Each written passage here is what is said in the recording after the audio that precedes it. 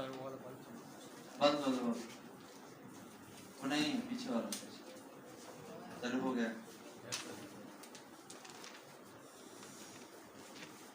पिछले क्लास में हेडिंग दिए थे विद्युतीय तीव्रता और विद्युतीय विभव में संबंध। यही संबंध है बालक जिसको हमको प्रूव करना है। इसमें E क्या है, तीव्रता है, और dV क्या है, विभव। चलिए लैंग्वेज थोड़ा सा लिखेंगे। हेडिंग ऑलरेडी कल हम लोग दे चुके हैं पिछले क्लास में। लिखेंगे माना कि, लैंग्वेज लिखना होगा माना कि स्मॉल q आवेश, माना कि स्मॉल q आवेश किसी विद्युत क्षेत्र में, किसी विद्युत क्षेत्र में स्थित है, किसी विद्युत क्षेत्र में स्थित है, किसी विद्युत क्षेत्र में स्थित है जहां विद्युत क्षेत्र की तीव्रता, जहां विद्युत क्षेत्र की तीव्रता वेक्टर E है, जहां विद्युत क्षेत्र की तीव्रता वेक्टर E है,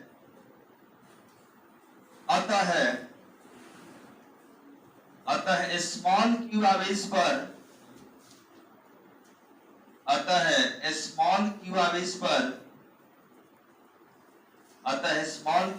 पर लगने वाला, स्मॉल q आवेश पर लगने वाला विद्युतीय बल, अतः स्मॉल q आवेश पर लगने वाला विद्युतीय बल, और डैश दे दीजिए। तो ये बताइए ये विद्युत क्षेत्र में स्मॉल q आवेश है, ध्यान देंगे। माने कि मेरे पास ये विद्युत क्षेत्र हो गया और इसमें कोई ये स्मॉल q आवेश है, तो बताइए इस आवेश पर कितना बल लगता है। तो आप बोलेंगे कि सर इस आवेश पर क्षेत्र बल लगाएगा, ये होता है E बराबर, देखिए इधर E बराबर F बटा में Q, याद है। तो अगर F निकालना होगा तो कितना होगा, Q इंटू E। समीकरण नंबर 1 लिखा जाए।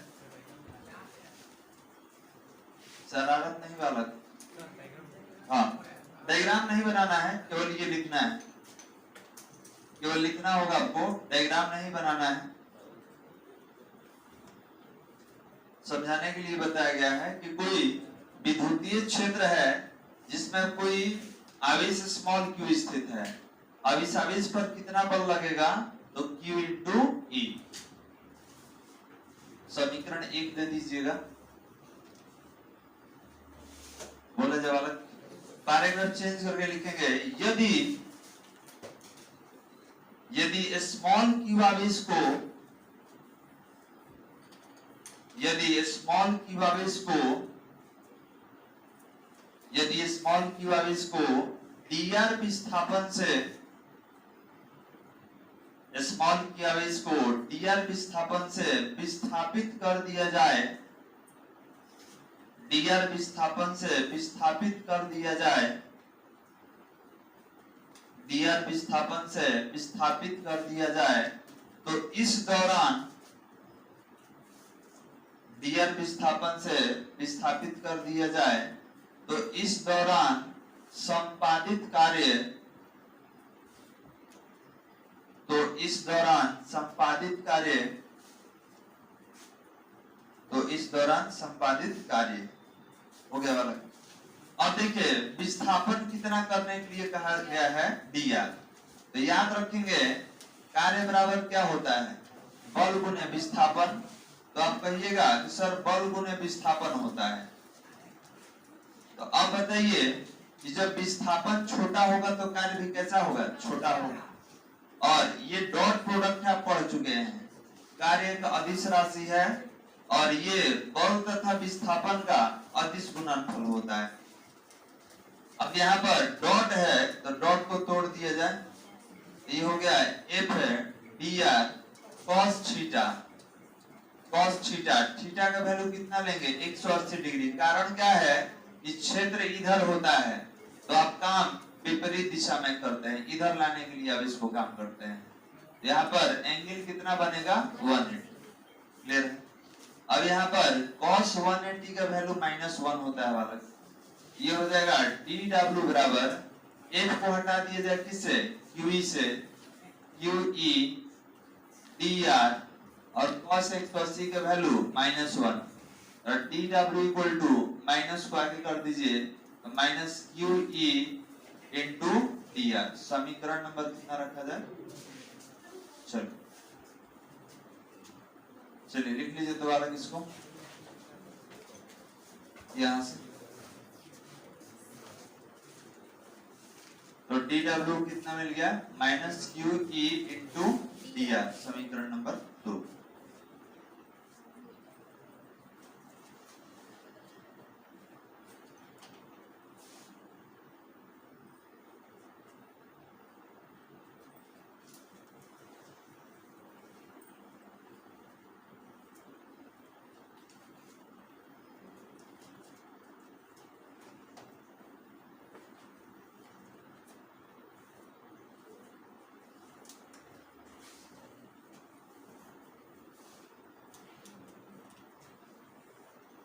हो गया।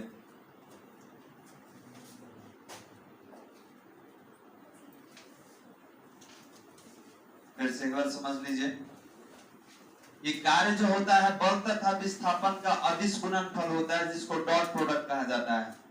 डॉट गुणनफल, डॉट दे दिए, डॉट किसमें टूटता है, कॉस में। कॉस का वैल्यू 180, क्यों, क्षेत्र के विपरीत दिशा में आप काम कर रहे हैं। cos 180 का वैल्यू -1 और f को हटा दिए किससे, qe से इंटू dr, तो ये हो गया -qe इंटू dr। इसके नीचे लिखेंगे, हम जानते हैं कि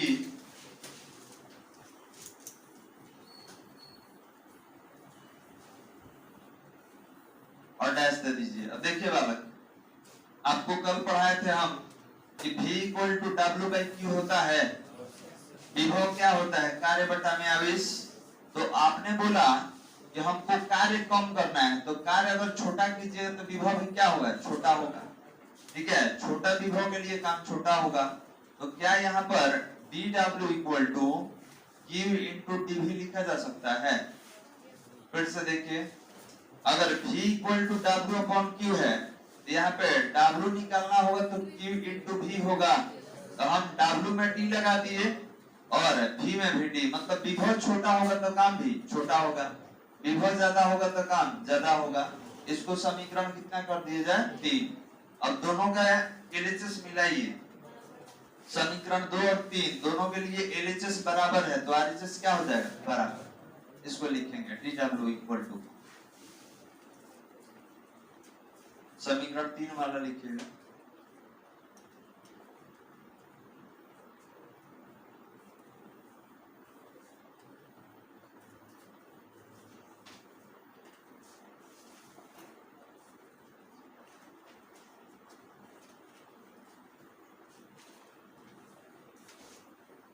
हो गया, लिखेंगे समीकरण 2 तथा 3 से, समीकरण 2 तथा 3 से, समीकरण 2 तथा 3 से, तो देखिए वाला दो का RHS कितना है, -qe dr और समीकरण 3 के लिए RHS q इंटू dv। तो ये हो जाएगा -qe dr और इधर q इंटू dv। कुछ कैंसिल हो रहा है बालक, आवेश कैंसिल होगा, तो ये -e into dr equal to dv। तो e इक्वल टू ये dv अपॉन dr हो जाएगा और माइनस को इधर दे दीजिए, तो e equal to -dv upon dr, समीकरण नंबर 4। अब एक चीज और ध्यान देंगे, ये तो संबंध हो गया, इसमें E तीव्रता है और V क्या है, विभव। लेकिन इसका एक नाम है बालक, इसका नाम होता है विभव प्रवणता। इसको कहा जाता है विभव प्रवणता, मतलब प्रति इकाई लंबाई के लिए जो विभवांतर होता है या विभव होता है उसी को क्या कहते हैं, विभव प्रवणता। आर क्या है, दूरी या लंबाई है, और डीवी क्या है, तो विभव में परिवर्तन। तो याद रखेंगे प्रति इकाई लंबाई में जो विभव में परिवर्तन होगा या विभव होगा, क्योंकि परिवर्तन भी विभव ही होता है, तो प्रति इकाई लंबाई में जो विभव होगा उसी का नाम क्या होता है, विभव प्रवणता। अब इसको लिखना होगा थोड़ा यहां से यहां तक लिखे तो समीकरण 4 तक, यही हमको सिद्ध करना था।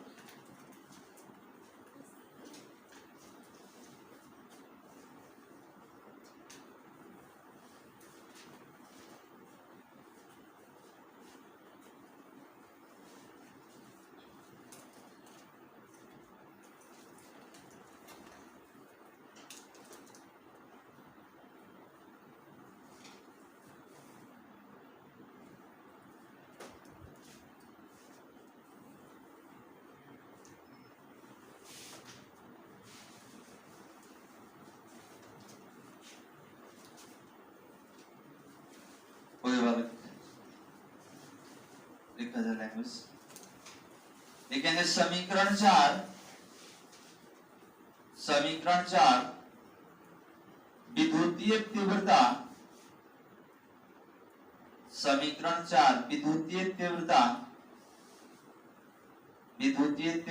एवं विद्युतीय विभव में संबंध का, समीकरण 4 विद्युतीय तीव्रता एवं विद्युतीय विभव में संबंध का, एवं विद्युतीय विभव में संबंध का आवश्यक व्यंजक है, संबंध का आवश्यक व्यंजक है, आवश्यक व्यंजक है। पैराग्राफ चेंज करके लिखेंगे समीकरण 4 से हम कह सकते हैं कि, समीकरण 4 से हम कह सकते हैं कि, समीकरण 4 से हम कह सकते हैं कि विद्युतीय तीव्रता का मान, विद्युतीय तीव्रता का मान, विद्युतीय तीव्रता का मान, विद्युतीय तीव्रता का मान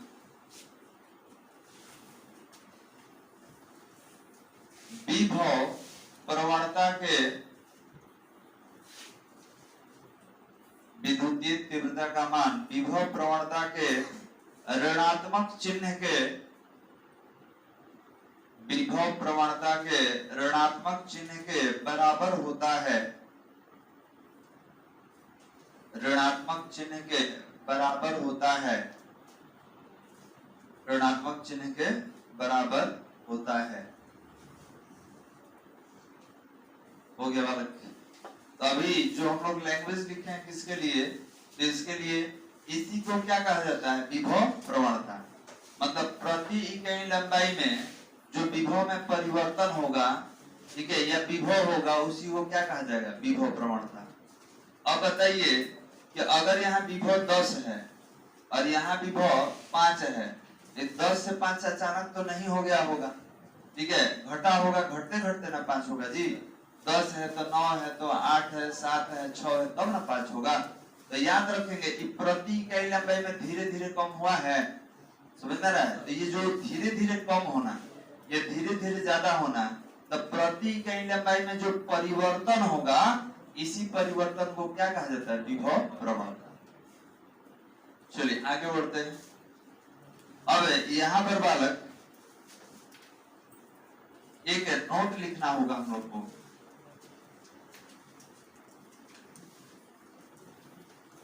नोट लिखना होगा। और वोल्ट के बारे में बताए थे, ये वोल्ट जो आप लेते हैं वो एक वैज्ञानिक का नाम, ठीक है, उनका नाम है कांटे एलेसेंड्रो डी वोल्टा, ठीक है, वो इटालियन साइंटिस्ट है और उन्हीं के नाम पे रखा गया है वोल्ट। चलिए तो एक यूनिट लिखेंगे, ऐसा यूनिट तो आपको कल बताया गया था, ऐसा यूनिट आपको बताया गया था, 3 यूनिट बताए थे जी वोल्ट का, बताइए क्या था। रुक जाइए, ऐसा लगेगा कि सब कोई ही जान रहा है, तुम्हें बता प्रति कूलम, हाँ। न्यूटन मीटर प्रति कूलम, हाँ। फिर से वोल्ट। वोल्ट, ठीक, बैठ, यही बताए थे। तो ध्यान देंगे, आज सीजीएस मात्रक लिखने वाले हैं। लिखा जाए नोट नंबर 1 में, नोट नंबर 1 में लिखेंगे विद्युतीय विभव का सीजीएस मात्रक, विद्युतीय विभव का सीजीएस मात्रक, सीजीएस मात्रक स्टैट वोल्ट होता है।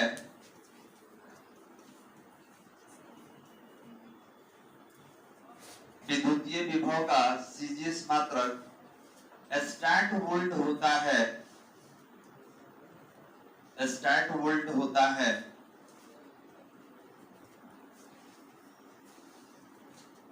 हो गया,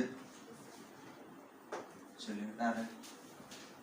अब आपसे कहा गया कि इसको चेंज करके बताइए, तो ध्यान देंगे वोल्ट से स्टार्ट कर लेते हैं।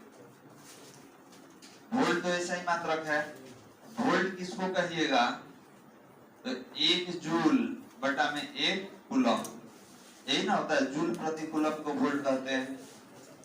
क्या है, तो 1 कूलम आवेश को अनंत से विद्युत क्षेत्र के किसी बिंदु तक लाने में किया गया कार्य अगर 1 जूल होता है, तो हम लोग क्या बोलते हैं, 1 वोल्ट का विभव है। जितना लाने में काम करना पड़ेगा वही आपका क्या होता है, विभव। समझाए भी थे कि विभव स्थान का होता है, जगह का होता है। अब इसका तो अब देखिए, इसको तोड़ रहे हैं बालक सीजीएस में। तो ये बताइए कि जूल किसका मात्रक है, ऊर्जा का या कार्य का, कौन सा मात्रक है, एसआई मात्रक। तो सीजीएस मात्रक क्या होगा, अर्ग होता है। और 11th में पढ़ना था कि 1 जूल में 10 के पावर 7 अर्ग होता है। क्लियर है, यहाँ जूल हटाएंगे तो 10 के पावर 7 अर्ग लेंगे। और 1 कूलम को सीजीएस में अगर बदलना हो तो सीजीएस मात्रक में अब इसके लिए क्या लिया गया था, याद है, स्टैट कूलम। कितना स्टैट कूलम, 3 × 10⁻⁹। ठीक, बढ़। तो याद रखेंगे 1 कूलम में 3 × 10 के पावर 9, और ये स्टैट कूलम, स्टैट कूलम, इसको ईएसयू भी कहा जाता है, ईएसयू में भी लिख सकते हैं। और ये भी ध्यान देंगे 3 नहीं होता है, 2.99 होता है।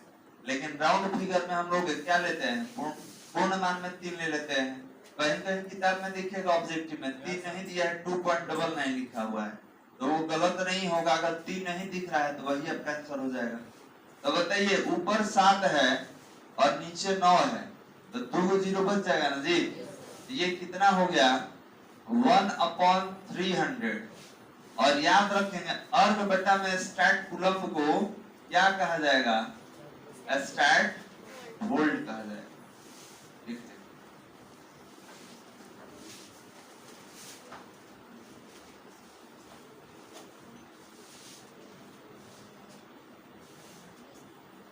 लिखेंगे इसको।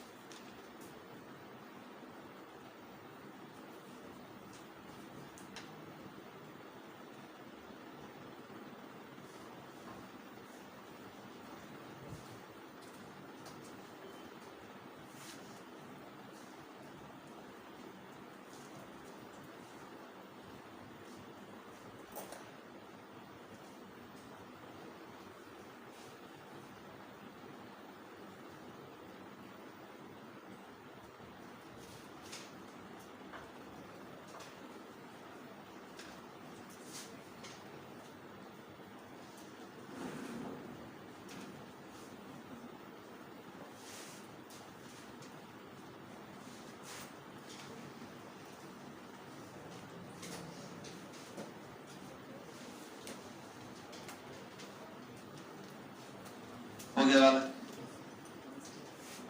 चलिए इसके नीचे लैंग्वेज थोड़ा सा लिखना होगा। लिखेंगे अतः किसी बिंदु पर, लैंग्वेज लिखेंगे अतः किसी बिंदु पर विद्युतीय विभव का मान, अतः किसी बिंदु पर विद्युतीय विभव का मान, अतः किसी बिंदु पर विद्युतीय विभव का मान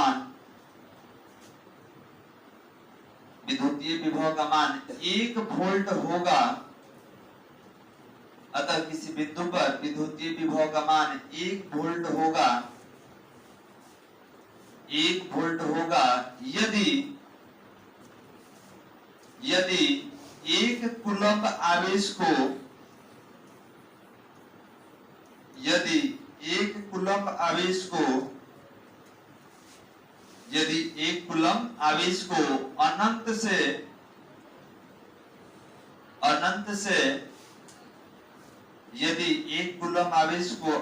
से विद्युत क्षेत्र के किसी बिंदु तक 1 कूलम्ब आवेश को अनंत से विद्युत क्षेत्र के किसी बिंदु तक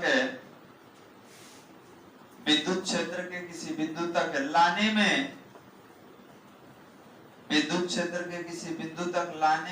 किया गया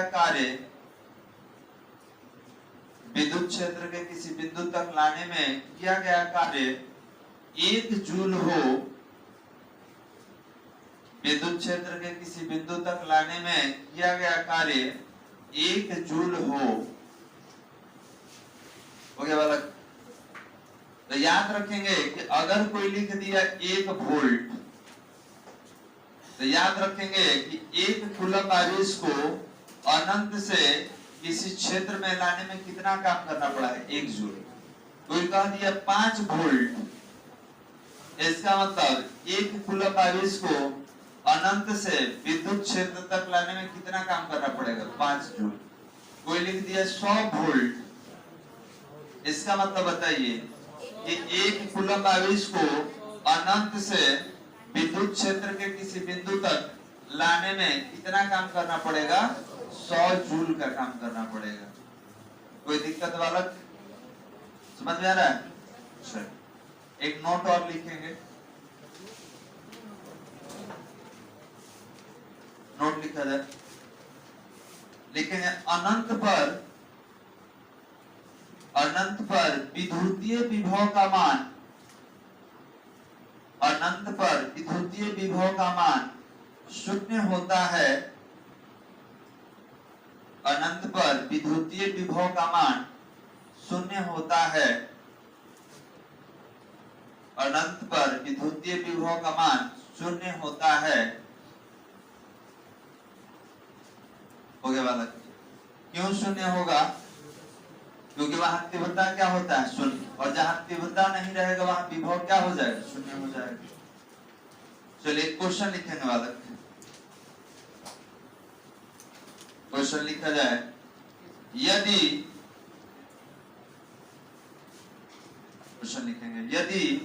5 × 10⁻⁻19 कूलम्ब आवेश को, यदि 5 × 10⁻⁻19 कूलम्ब आवेश को किसी विद्युत क्षेत्र के किसी बिंदु तक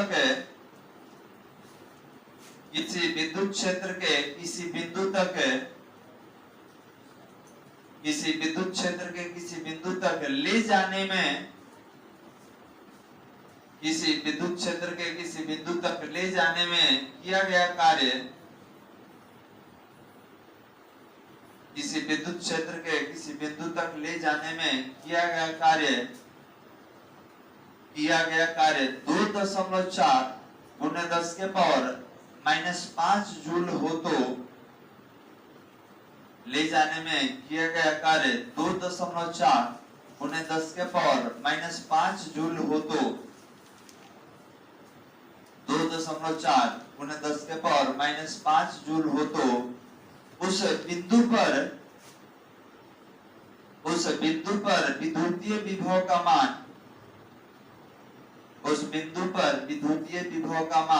ज्ञात करें। उस बिंदु पर विद्युतीय विभव का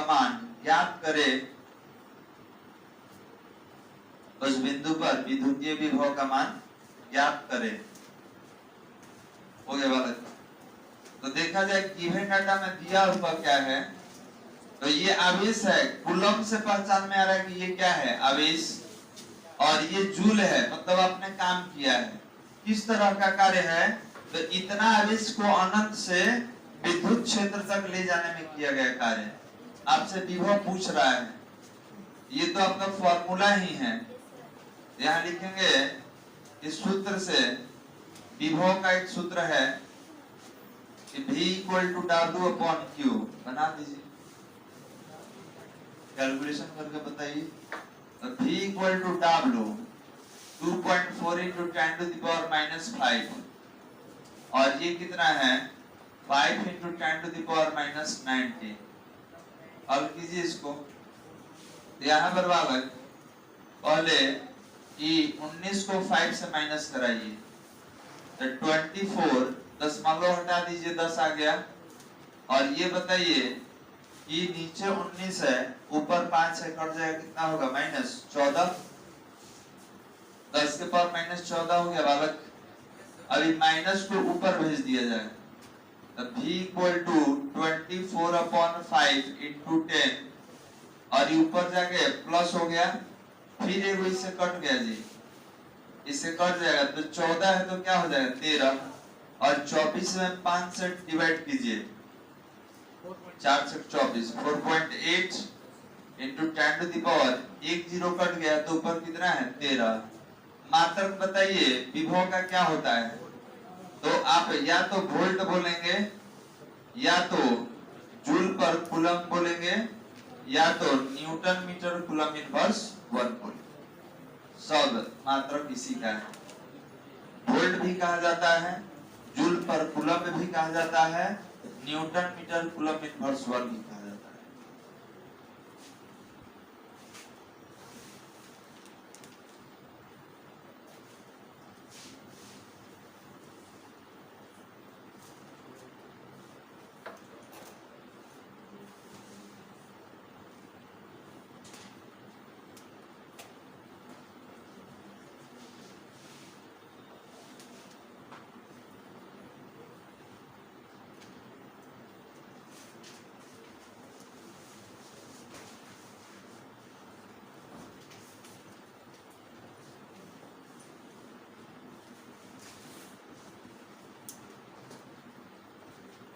हो गया बालक।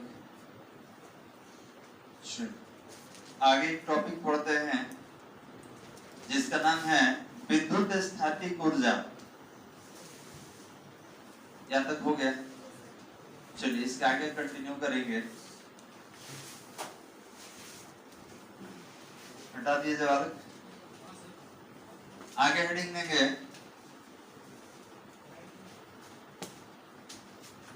आगे हेडिंग दिया जाए विद्युत स्थैतिक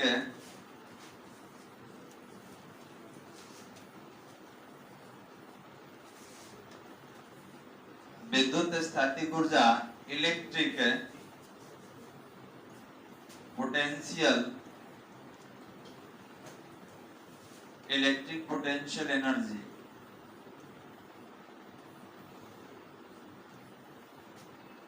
इलेक्ट्रिक पोटेंशियल एनर्जी हेडिंग दीजिए,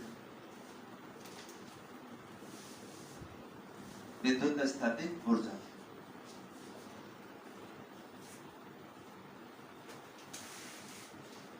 चलिए बात कीजिए इसके बारे में।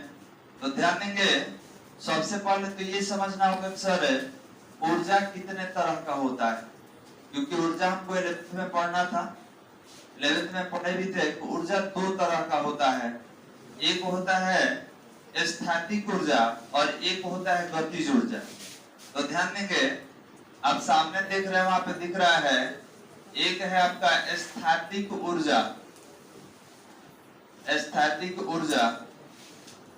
और दूसरा का नाम है गतिज ऊर्जा। तो याद रखेंगे, दोनों को थोड़ा समझिए। किसी पिंड के स्थिति में परिवर्तन के कारण जो उसके पास ऊर्जा आता है उसका नाम है स्थैतिक ऊर्जा, और किसी पिंड के गति के कारण जो ऊर्जा आएगा उसका नाम होगा गतिज ऊर्जा। जैसे अभी फैन ये चल रहा है, अगर स्विच ऑफ कर दे तो भी कुछ समय तक ये चलता रहेगा। क्यों चलता रहेगा? क्योंकि गति के कारण इसके पास ऊर्जा आ चुका है, ठीक है, और उसी ऊर्जा के कारण कुछ देर तक ये घूमेगा। कोई दिक्कत वाला? तो याद रखेंगे, गतिज ऊर्जा को हम लोग के से सूचित करते हैं, या तो के ही लिखा जाता है काइनेटिक एनर्जी, या केवल के से लिखेंगे। हो गया। अब आते हैं स्थितिज ऊर्जा पर कि सर स्थितिज ऊर्जा क्या है? तो किसी पिंड के स्थिति में परिवर्तन के कारण ये ऊर्जा आता है। जैसे हमने एक पेन को यहां से उठा के ऊपर कर दिया, तो याद रखेंगे इसका स्थिति में हम परिवर्तन किए हैं, ये खुद से आया है नहीं, ये आप बाहर से बल लगा के इसके स्थिति में परिवर्तन किए हैं। तो जब किसी पिंड के स्थिति में परिवर्तन आप कीजिएगा तो इसके पास ऊर्जा आ जाएगा, स्थितिज ऊर्जा। अब इसको जब छोड़ेंगे तो नीचे गिरेगा और सतह पर दाब लगाता है। तो अब बताइए, ये पहला स्थिति से गिराएं और दूसरा स्थिति से गिराएं, किस स्थिति में दाब ज्यादा लगेगा? दूसरा। तो ऊर्जा ज्यादा है तब न ज्यादा दाब लगा रहा है बालक। तो याद रखेंगे कि पिंड के स्थिति में परिवर्तन के कारण जो उनके पास ऊर्जा आएगा उसका नाम क्या होगा? स्थितिज ऊर्जा। कोई दिक्कत? अब ये क्यों पढ़ रहे हैं समझिए। डाइपोल को आप घुमाए थे, वहां भी निकाला गया था। डाइपोल को हम घुमा दिए थे, तो घुमा दिए तो हम काम कर दिए, और हमारा किया गया कार्य इसका क्या बन गया था? ऊर्जा। लिखे थे हम लोग, डाइपोल में निकाले थे। तो याद रखेंगे यहाँ भी हम लोग उसी तरीके से परिभाषित करने वाले हैं, और आपके द्वारा किया गया कार्य ही क्या होता है? स्थैतिक ऊर्जा होता है। और स्थैतिक ऊर्जा को कैसे लिखा जाता है? यू से। जैसे गतिज ऊर्जा को आप कैसे लिखते हैं, तो स्थैतिक ऊर्जा को किससे लिखेंगे? यू से। और ये किसके बराबर होगा? तो हमारे द्वारा किए गए कार्य के बराबर होगा। मतलब जितना अनंत से किसी क्षेत्र तक लाने में जितना आप काम किए हैं वही विभव है और वही स्थैतिक ऊर्जा है। कल साथ बताया था हमने कि आवेश जहां बैठेगा वहां पर ऊर्जा प्राप्त कर लेगा। कितना? जितना आप काम कीजिएगा। लिखा जाए, परिभाषित करेंगे, लिखेंगे अनंत या किसी एक बिंदु से, अनंत या किसी एक बिंदु से, अनंत या किसी एक बिंदु से दूसरे बिंदु तक, अनंत या किसी एक बिंदु से दूसरे बिंदु तक, किसी एक बिंदु से दूसरे बिंदु तक आवेश को, किसी एक बिंदु से दूसरे बिंदु तक आवेश को लाने में, आवेश को लाने में किया गया कार्य ही, आवेश को लाने में किया गया कार्य ही, आवेश को लाने में किया गया कार्य ही विद्युत स्थैतिक ऊर्जा का, किया गया कार्य ही विद्युत स्थैतिक ऊर्जा का, विद्युत स्थैतिक ऊर्जा का